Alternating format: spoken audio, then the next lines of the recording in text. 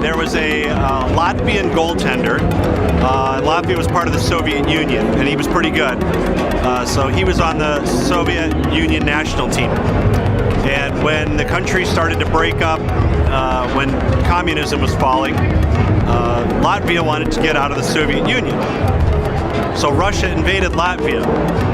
And so he quit the Soviet national team and went back to his hometown to defend his city against Soviet tanks. He was later drafted by the Minnesota North Stars and ended up on the San Jose Sharks. His name is Arturs Urbe. Oh, yeah. So he came back to Minneapolis to play a game against the North Stars. So I didn't know any of the political background of Eastern Europe at the time. I was young and naive. So I wore my Soviet Red Army jersey to impress him that I'd followed his career.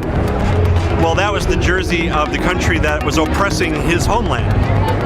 So he looked at me and he said, "Ooh, no good."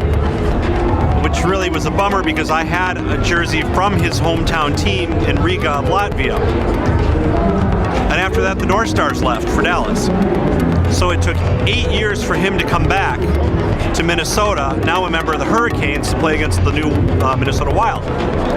So I made a point of wearing my jersey from his hometown, Riga, Latvia, and I went to the game very early for warm-ups. And I went by the bench, and when he came out, I said, "Hey, how you doing?" And he looks at the jersey from his hometown. He goes, "Oh, looking good." And he went out to practice.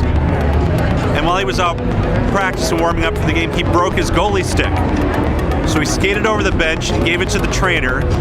And when he handed it to the trainer, he says, "Give it to the guy in the jersey." So I have his broken goalie stick.